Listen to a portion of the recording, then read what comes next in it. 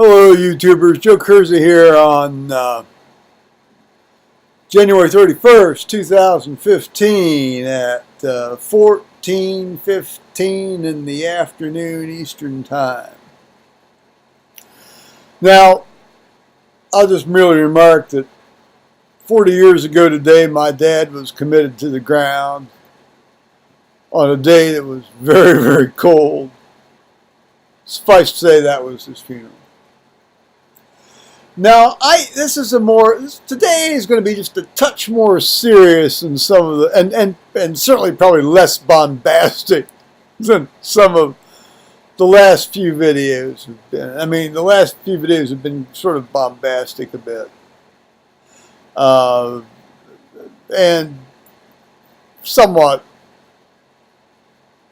over the top in facetiousness and sarcasm and so forth. But today I'm being just a bit more serious.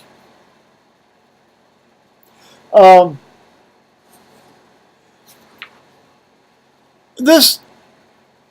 rarely talk about politics on this, in my videos. Although, I have a feeling that anybody that, wants to spend a little time trying to track me down can get a pretty good idea of where I stand on a lot of stuff.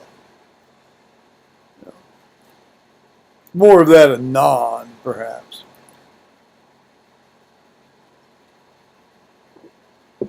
I'm a very laissez-faire libertarian sort of guy. But there are a few things that really, well, more of that anon, maybe.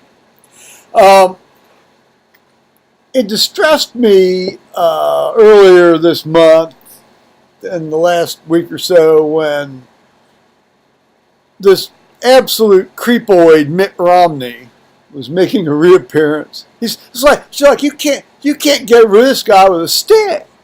He keeps coming back. He keeps coming back. He was like Bob Dole. He kept coming back. Mitt Romney is a creepy individual. Bob Dole is a creepy individual in addition to being a real wet.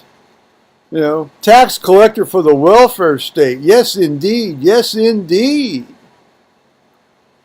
But no, he was next in line, so the Republicans nominated him. Same reason they nominated McCain.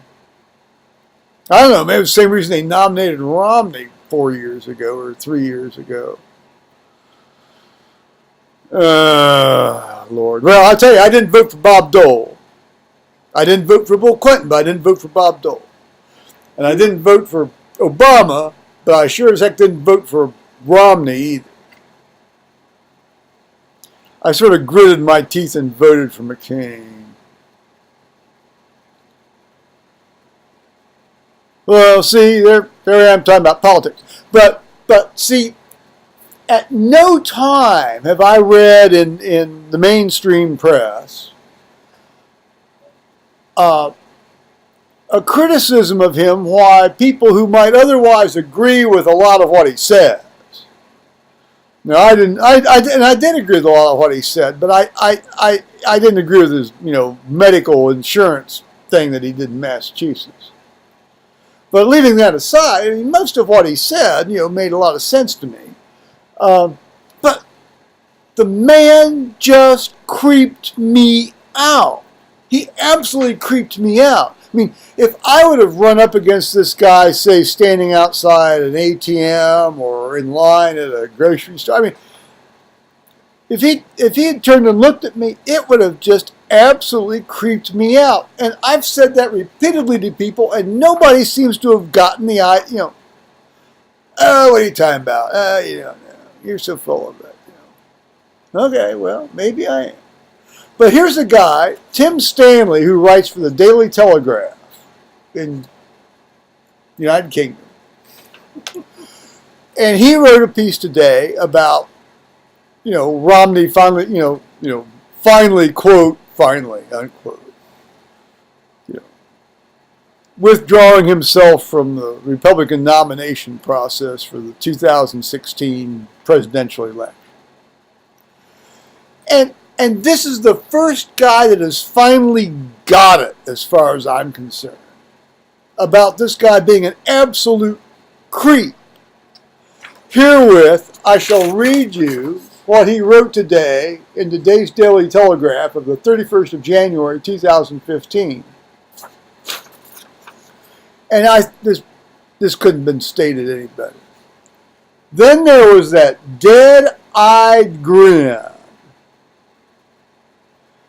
of a man who has been hosting the same daytime TV quiz show for far, far too many years.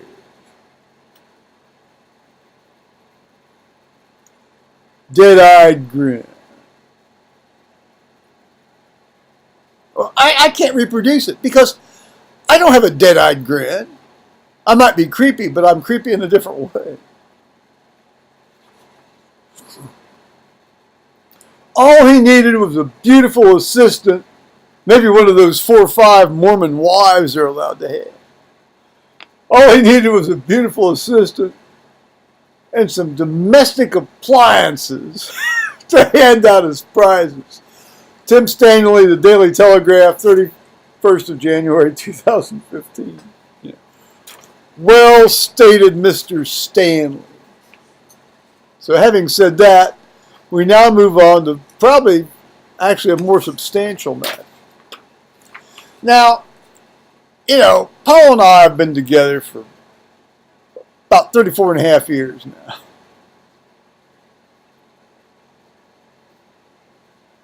Do we consider ourselves partnered? No. Do we consider ourselves wanting to be married? No. Do we consider ourselves wanting to be civilly partnered? No. But nonetheless, we are together. We've been together for 34 and a half years. We're still together. He's over there on his computer right now. You hear him laugh from time to time. We clearly care about each other, don't we? We've soldiered on. Now, my problem with, gay marriage isn't gay guys or gay women getting married to each other. It's the fact they call it marriage. I mean, the problem is not with that act. The problem was with the fact the English language has no word for it that differentiates it from how marriage has been defined for the last several tens of centuries or more, hundreds of centuries actually, and how it now is being defined in, how shall we say it, certainly a different, more accepting age of people, accepting age that's more accepting of people who are, well, the way they really are. So, okay, quite honestly, I've thought about this a long, long time, and and gone back and forth on it. And I'm thinking, well, fine, call it what you want. You want to call it marriage, call it marriage. As far as I'm concerned, I don't have a dog in this fight, except anybody has a dog in the fight that people should be able to basically do what they want, and should not be excluded on the basis of legal contractual status from certain legal privileges and tax breaks and that sort of stuff that goes with being married. I always said if it wasn't for the tax breaks, this wouldn't have been an issue, but maybe I'm completely wrong on that. Be that as it may, there was a guy had a petition on one of these, Citizen Go sites, or I don't know, it might have been another one of these, citizen petition sites. And as much as, and I didn't sign this petition.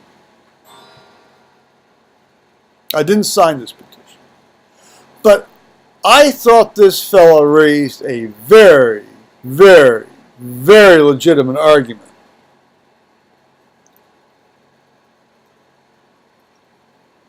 Now, as y'all know, or probably know, maybe know, don't know. Anyway, the U.S. Supreme Court is going to be considering this appeal from the Sixth Circuit Court of Appeals, that involves Ohio and Michigan and Kentucky and I think Tennessee as well, which is the only appeals court thus far to have looked at the issue. I think there are either 2 or 3 circuits that have not yet fully looked at the issue. But they now have a split in the circuits. So you have, of the 11 circuits, of the 11 circuits, you have one that's, says it's okay to restrict gay marriage. And the other 5, 11, 3. The other 7 have said that that have looked at it, have said that, it goes against the Equal Protection Clause of the 14th Amendment. So that's the issue, and the Supreme Court's going to decide. And they agreed to hear arguments in April and decide it by June. It's going to be a big deal one way or the other, folks. But this fellow made a very legitimate issue. He made a point, and I'll read you his point. I left a post on my Facebook page. Sometimes one finds oneself in odd political situations and intellectual situations, which I basically just elucidated for you. And now here comes this fellow's statement. Here below my remark. Okay, this is me still. Here below my remark is a plea from a fellow to sign a petition. I really hate to have to say that this fellow makes a very legitimate point. Judges should recuse themselves from a case if there is even an appearance of impartiality. And even though the marriages that these 2 justices conducted were quite legal under the laws of the jurisdictions in which they were performed, their participation in them was, at the best, ill-advised, given the cases that were sure to come before them, and at the worst, indicative of a prejudice toward one side of the case. Which is as may be, but I shall be generous and say that they could put the appearance of I shall be generous and say that they could put that possible prejudice aside and decide the case on its merits. But the appearance of non-impartiality is still out there. I mean, I'll give Ginsburg and Kagan the break on this and say, yeah, they could decide it on the case on its merits. But there's still that appearance of impartiality. I have no dog in this fight, although Paul and I are gay and have been together for over 34 years. So surprisingly, I have no strong opinion on this. Nonetheless, I did not sign this fellow's petition. And herewith is the petition that he wanted people to sign. Last August, Justice Ginsburg performed a same-sex ceremony in Washington, D.C. 1 month later, Justice Kagan performed a same-sex ceremony for her former law clerk in Maryland. As I understand it, that was after Washington, D.C. and Maryland had changed their laws on this in this matter, in regard to this. Both these actions demonstrate a clear lack of impartiality for deciding whether homosexual marriage, added intonality, homosexual marriage, will be forced upon the nation. Kagan and Ginsburg have clearly indicated how they will vote on the, quote, gay marriage cases before the Supreme Court. His quotes, not mine. They are not impartial adjudicators of the law in this case. They are active participants in redefining marriage, exclamation point. Because of their clear bias, they must recuse themselves from the case. Well, I don't know about clear biases. I mean, there certainly is an possible appearance of bias. Continuing on, This is a matter of opinion that Justices Kagan and Ginsburg should recuse themselves. It isn't optional, it's the law. United States Title Code 28, Section 455 says that, quote, any justice, judge, or magistrate judge of the United States shall disqualify himself in any proceeding in which his impartiality might be reasonably questioned. Now, admittedly, it doesn't say, has the appearance of being impartial. It says reasonably questioned. So there's a gray area for interpretation there, obviously. Through their public and private actions, both Kagan and Ginsburg have shown themselves not only to be partial, but have shown themselves to be activists in favor of same-sex marriage! Exclamation point. In order to ensure the court's integrity and impartiality, Justices Kagan and Ginsburg must recuse themselves from the upcoming same-sex marriage cases. Okay. That's the end of his statement. And then I say, take it for what this is worth and give today's date. I don't have too much more to add to that. I think, there's a lot of wiggle room on both sides on this issue as to whether they should participate in this case or not. So I'll leave it at that. And now we get to religious matters. Also a fun kettle of worms to dive into. But this isn't about belief, the essences of belief. This is just about, church politics. Which if you're not part of it, can be fun to watch from afar, because it just looks so foolish, doesn't it? Well, a lot of politics look foolish, unless you're killing each other over it, which tends to happen from time to time. Oh, Lord. Look at the Civil War. Look what's going on now.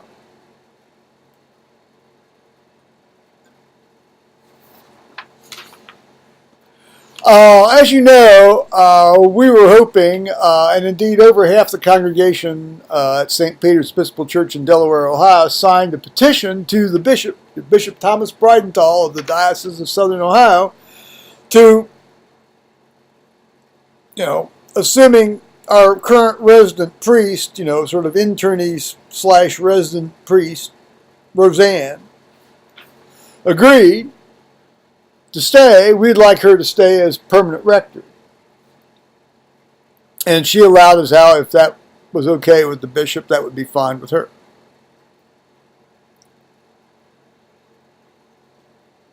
Well, it turns out it wasn't fine with the bishop. So therefore, it's no longer fine with her. Well, everybody's bread is buttered on one side of, everybody's bread buttered on one side or the other, and I guess you have to lick the side where it's buttered, so to speak.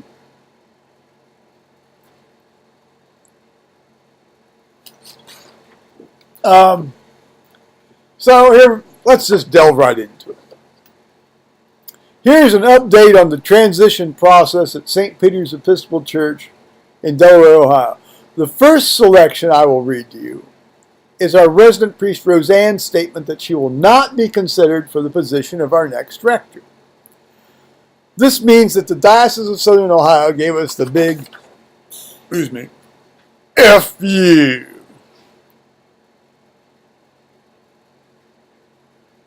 No need for the translation of those initials. I don't know. Let's see. Well, let's see. In the United States slang, FU is like this. And I think in UK slang, FU is like this. Correct me if I'm wrong.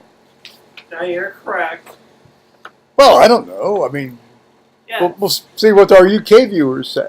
No, this is peace. Yeah, okay. Well, all right. No. Thanks, Bishop Breidenthal and the entrenched bureaucracy that revolves around dragging this stuff out, even when there is no doubt who we want. That's it. The past two transitions, yes, we needed that process. This time we do not. And indeed, the last two transitions, there was no, obvious in the last two transitions, there was no obvious successor, available to the congregation. But in this case, there is, well, was and is and was, I guess, more accurately now, a willing person. A majority of the congregation signed the letter to the bishop.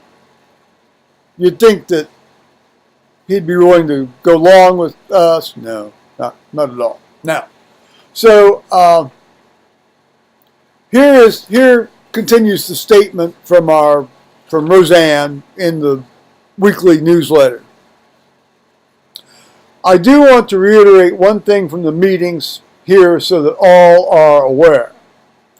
I wanted to remind everyone that I will not be staying at St. Peter's once my residency ends.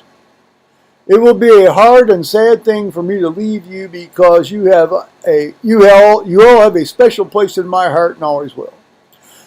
You have all been gracious, welcoming, supportive, patient, and loving over the course of my time with you. I value and appreciate each of you more than I can ever express.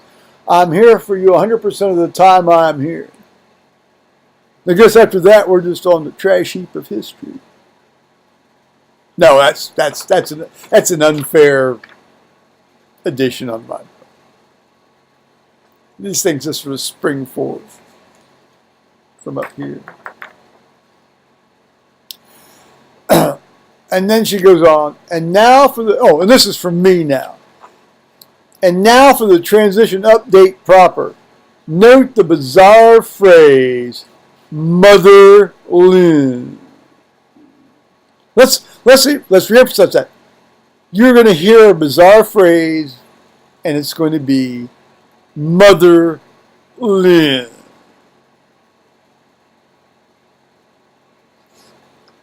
It's almost as bad as talking to one of these call center folks with these weird-ass names. At least they have weird-ass names. This is a standard name, but it's prefaced by a weird-ass title. As far as I know, I only have one mother, and she's dead. I can think of other phrases that begin... I can think of other phrases that begin with mother. As suspected, the, quote, process, unquote, will play out over 12 to 18 months or probably longer. Oh, I need to take that. My gripe with this is the continual... and this really gets to the essence of the problem of this whole process.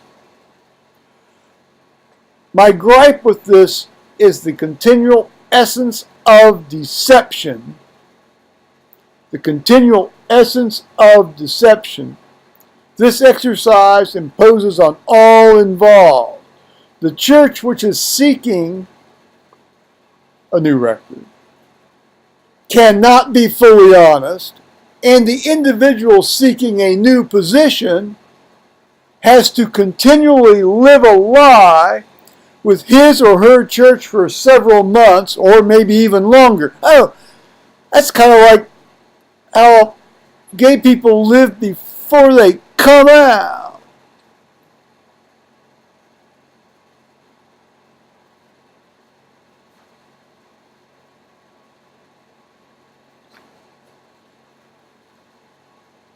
So, and now we get to the transition update proper, and this is actually from, again, we're going back to Roseanne's newsletter email. The Reverend Lynn Carter Edmonds, Canon for Formation and Transition, is actively seeking an interim rector for St. Peter's. Well, that's very decent of her to do that, isn't it? The vestry will have an opportunity to approve whomever is offered and determine if the person presented is a good fit with St. Peter's.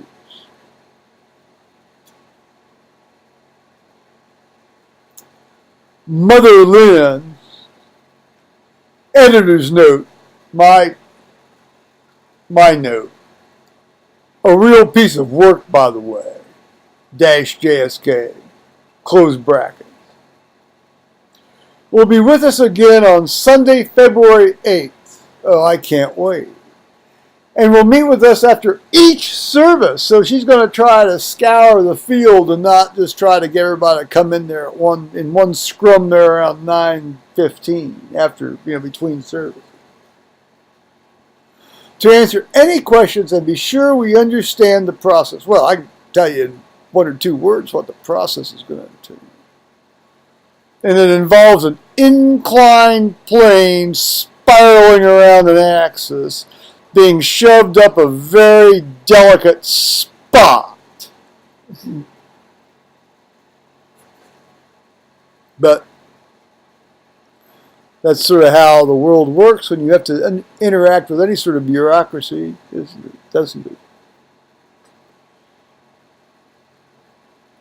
This is an on average time frame. Appointing a search committee. The steps in the process include placement of interim rector for a period of 12 to 18 months. Appointing a search committee, preparing the parish profile. Now that's just an exercise in complete, sheer, tire-spinning idiocy. Seeking and interviewing candidates and calling. Hello! Hello! Hello! Calling a new rector. Hello! Come on! Hello! The jargon makes it about 5 times worse than it has to be. And it's bad enough anyway. It is important to keep in mind that while the vestry and search committee will keep you appraised of where we are in the process, the search process is highly confidential and no names of potential candidates will be shared.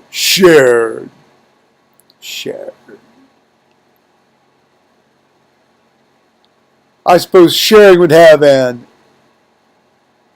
No, let's see. That's no. I was going to use impact correctly. I was going to say sharing will have an impact. No, say sharing will impact. Impact is not a verb. With the parish, this is to protect both potential candidates. Yeah, in case their churches find out they've been trying to screw them. Oh, that's that. There goes that. There's that helical inclined plane again. And St. Peter's. Confidentiality will be strictly maintained throughout the process. Shut the fence. I bet it won't be necessarily confidential down in the diocese. Down in Cincinnati. I imagine there's a number of people down there in those offices know what's going to be going on all the time.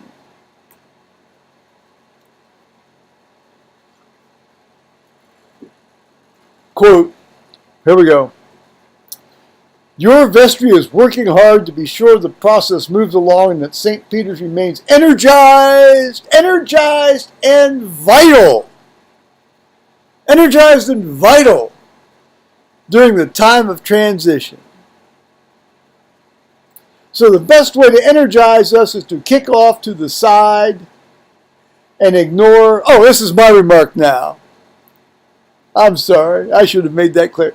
So the best way to energize us is to kick off to the side and ignore the expressed wishes of a majority of the congregation. Thanks, Bishop. I'm going to say that one more time, then I'll try to shut up. So the best way to energize us is to kick us off to the side and ignore the expressed wishes of the majority of the congregation. Thanks, Bishop.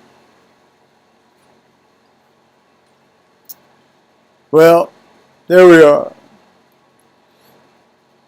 Absurdity abounds. Business as usual. Fortunately, not business as usual up here on the Island of Peace, but business as usual pretty much anywhere outside my door. Well, driveway. Well, I know, no, outside my door because, there was a lot of stuff going on in my driveway the other day, too. So on that note, I'm going to say bye-bye, YouTube.